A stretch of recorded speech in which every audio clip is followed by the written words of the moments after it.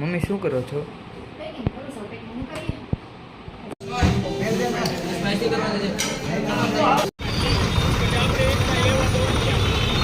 Hello મિત્રો, સીતારામ. સ્વાગત છે તમારું બધાનું ફરીથી એક નવા વ્લોગમાં. કેમ છો બધા? મજામાં? મજામાં જ છે. આપણે પણ બધા મજામાં જ છીએ. તો આપણે આજે વ્લોગનું સ્ટાર્ટિંગ થોડુંક મોડું થાય છે. અત્યારે 1-1:30 વાગી ગયો છે.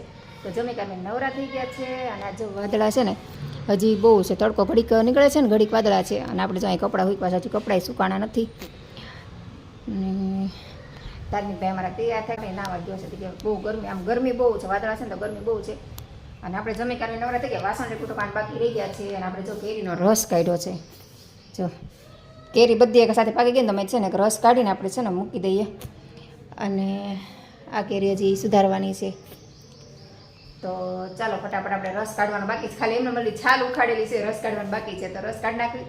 અને આ તૈયારી આ છે ને બધું વધારે પડતી કેરી પાકી ગઈ છે ને તો આને છે ને સ્ટોક કરી લેવાનો છે. તો બધો રસ કાઢીને પછી હું છે ને એક બેગમાં ભરી લઈશ અથવા તો ડબ્બામાં ભરીને ફ્રીઝરમાં મૂકી દેવાનું છે. એટલે આટલી બધી કેરીનો રસ કાઢ્યો. જો હજી ગોટલા કાઢવાના બાકી છે. એટલે તપેલું ભર્યું છે, નકર તો અડધું તપેલું થઈ જશે. નામાં કંઈ પાણી દૂધ એવું કંઈ નાખવાનું નથી. એટલે અડધું તપેલું થઈ જશે, ડબ્બો ભરાઈ જશે.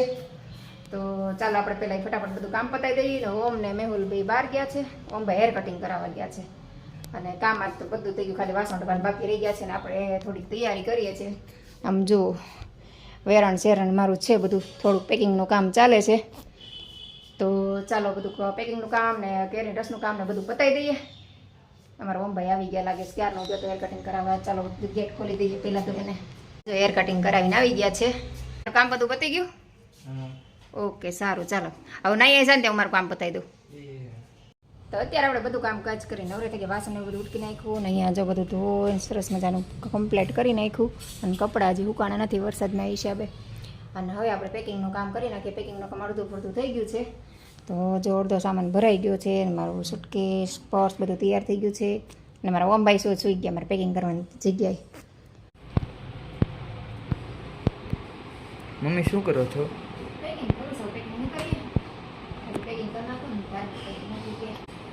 થઈ ગઈ પેકિંગ? બસ હવે એટલું બાકી છે. હવે રૂમાલ મૂકવાના, હજી 2-3 પેન્ટ બહાર મૂકાઈ છે ને લેવાના છે. વાતાવરણ છે પાણીથી. હા, એટલા નાખવાનું બાકી રહેશે. બાકી આ બધું થઈ ગયું. થઈ ગઈ પેકિંગ? બધું આવી ગયું? કાંઈ ભૂલાઈ નથી ગયું? ના બસ હવે એટલું આવી ગયું ને. બહાર મૂકાય એટલા કપડા લેવાનું બાકી રહે. ભાઈ એ ભૂલાય નહોતા, એ યાદ રાખવાનું છે. બાકી તો બધું આ થઈ ગયા. બસ એવી એક અલગ થેલો કરવાનો રહેશે. આખી રીતે પેક થઈ ગઈ. આ તારું પેક થઈ જશે. અને ત્યાં જો હજી મૂકી દીધું છે. પાછળ દીધું ક્યાં? એ લઈ જવાનું છે. હા, હા, ઈ કોનું? એ મામાને દેવાનું છે. એવું રીતે પેક કરીને ત્યાં મૂકી દેશે. ઓલું મારું? હા, એ ઓલું આ મારું? તારું. આ તમારું? મારું ધાર્મિક. પપ્પાનું? મામાને દેવાનું. પપ્પાનું? તારા પપ્પાને ખાવાનું. ના પાડી દીધું મૂકવાનું. અહીંયા રહેશે ઘર સાચવવા. એટલે આપણે ત્રણને જવાનું છે. પેકિંગ કરી કાઢીને ઘડીક વાર બહુ થાકી ગઈ હતી ને તો સૂઈ ગઈ હતી. ને અત્યારે છે ને કેરીનો રસ કાઢવાનો છે. જો આ કેરીનો રસ છે ને તૈયાર કર્યો છે. તો હવે છે ને કેરીનો રસ પરફેક્ટ કાઢીને અને આ બેગ મેહુલ લઈ આવ્યા છે. આમાં આપણે ભરી દેવાનો છે. લોકવાળી બેગ આવે તો આપણે આમાં ભરી દેવાનો છે. કેમ કે બધી કેરી દવા નાખી હતી ને બધી કેરી પાકી ગઈ છે. તો એક બોક્સ તો આપણે દેશમાં લઈ જવાનું છે. અને એક બોક્સની કેરી છે ને અહીંયા મૂકી દેવાની. વધારે પડતી પાકી ગઈ ને કેમ કે આપણે બસમાં લઈ જાય ને તો પછી વજનમાં ઓલામાં આવે ને તો પછી ખાલી ખોટી બગડે બધું. અને બસમાં પછી બધું વાસ આવે ને એવું થાય. તમે જે બહુ પાકી ગયેલી છે ને રસ કાઢીને આપણે ફ્રીઝરમાં મૂકી દઈએ. અને જે કાચી કેરી છે ને આપણે દેશમાં લઈ જાય એટલે શું છે સરસ મજાની પાકી જાય. તો ચાલો ફટાફટ આપણે કેરીનો રસ કાઢીને બેગમાં ભરી દઈએ અને મૂકી દઈએ. અને ઓમભાઈ ધાર્મિકભાઈ કામ પતાવવા ગયા છે. ઓમનું કોલેજનું કામ છે અને કાગળિયાને કોઈક બનાવવાનું છે. તો રોજ હમણાંથી ધક્કા ખાય છે. તો આજે એનું કામ ફાઇનલ પતી જાય. એ આવે તે આપણું કામ પતાવી દઈએ. રસ ને એવું બધું ભરી લીધું. અને અત્યારે થાકી ગયા તો સવારની આમનામાં છું થેલાને બધું ભર્યું ને કામ કર્યું ને બધું થયું. અને આજે જો વાતાવરણ સરસ થઈ ગયું છે. જો અત્યારે ઉગાડ થઈ ગયો છે. સવારના વાદળા હતા પણ અત્યારે પાછું સારું છે, ઉગાડ થઈ ગયું.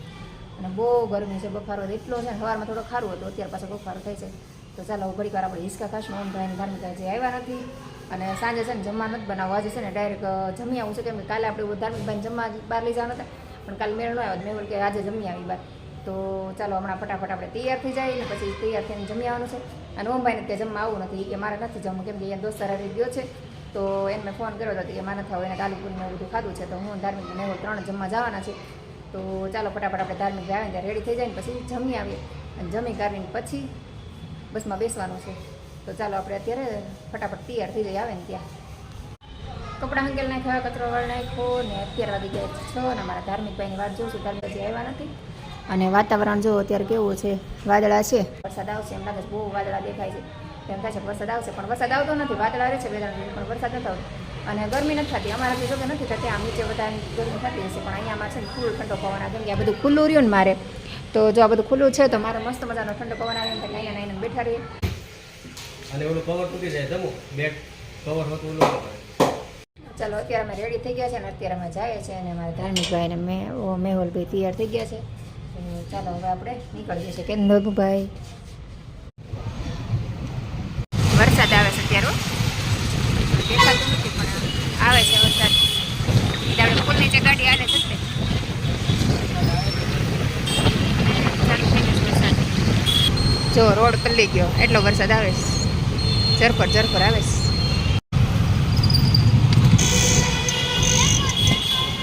તો અમે આવી ગયા બહાર જમવાનું. અહીંયા જો વરસાદ આવે, જો આટલું પાણી બધું પલ્લી ગયું છે. મારા ધાર્મિકભાઈ ઊભા છે બહાર અને મેહુલ આવે છે ગાડી મૂકીને, ઓલી સાઈડ ગાડી મૂકે છે.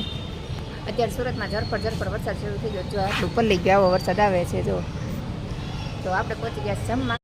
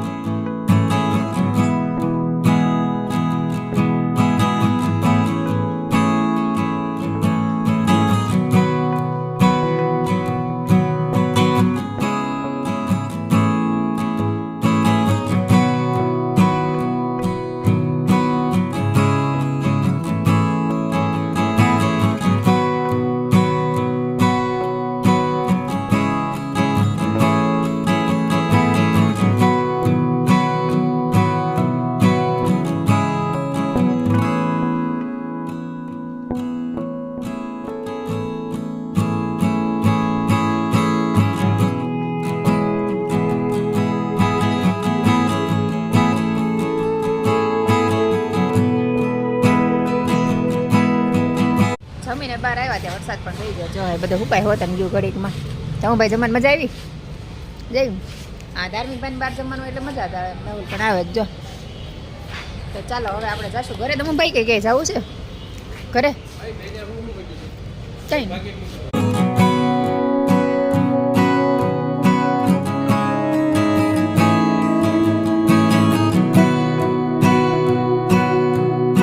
અમે ગયા અત્યારે જમવા, તો જમીને આવી ગયા છે ઘરે. અને અમારા ધાર્મિકભાઈ જો વોકિંગ કરે છે અને મેહુલ જે આવે છે અને અમારા દીકરો ભાઈ ઉપર આવી ગયા. મેહુલને બહુ વાર લાગે અને આજ તો બહુ જમાઈ ગયું કાં ધમુભાઈ, એટલે ધમુભાઈને મારે વોકિંગ કરવું પડે. જો બોલ લઈને રમવા માંડ્યા.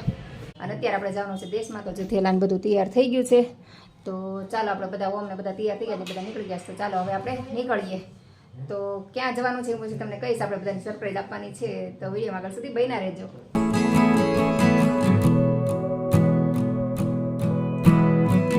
ટ્રાફિક કેટલું થઈ ગયું જો, વહેલા નીકળાય એટલે તો જો ટ્રાફિક કેટલું થી દોડશે એ ટાઈમે ભોગાઈ નહીં પછી ગાડી ચલાવે છે. ને મારા ધાર્મિકભાઈ બેસી ગયા પાછળ. હું ભાઈ તો મોજ છે, આમ જો મોજે મોજ. તો આપણે આવી ગયા છે બસ સ્ટોપે. તો અહીંયા બધી બસો પડી છે અને અહીંયા જો મેહુલ મૂકવા આવ્યા છે ગાડી લઈને. અને મારા ઓમભાઈ ગાડી બેઠા, મારા ધમુભાઈ જો નાઇટ ડ્રેસ પહેરીને આવી ગયા છે. તો ચાલો આપણે સામાન લઈને હવે બસમાં મૂકી દઈએ. અહીંયા જ બસ પડી છે, એમાંથી આપણે જવાનું છે.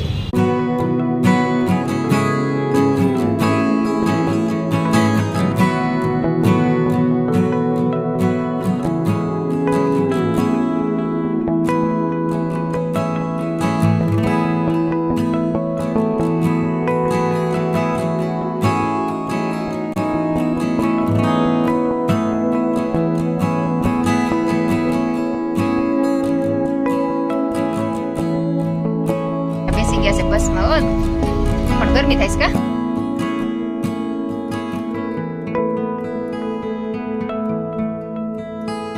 9 વાગે આપણે બસમાં બેસી ગયા હતા ને અત્યારે જો અહીં હોટલે બસ ઊભી રહી છે. અને આપણે બધા નીચે વિતરા છે હોલ્ડ કરવા માટે કાંઈક નાસ્તા પાણી કરશું. તમારા ધાર્મિકભાઈને આઈસ્ક્રીમ ખાવું છે તો બે ભાઈ આઈસ્ક્રીમ લીધું. અને મારે છે ને ચપટી ખાવી છે, તો ધાર્મિકભાઈને મોકલા છે મારા માટે ચપટી લેવા. તો ધાર્મિકભાઈ મારા માટે ચપટી બનાવે છે અને આપણે ચપટી ખાવાની છે. ચાલો બધા નાસ્તો કરવા માટે. અત્યારે રાતના 12 વાગી ગયા છે અને 12 વાગે હોલ્ટ કર્યો છે, તો આપણી ચપટી આવી ગઈ છે. અને જો બેન બસમાં શાંતિ નથી બાઈક બાઈક કરે બસમાંથી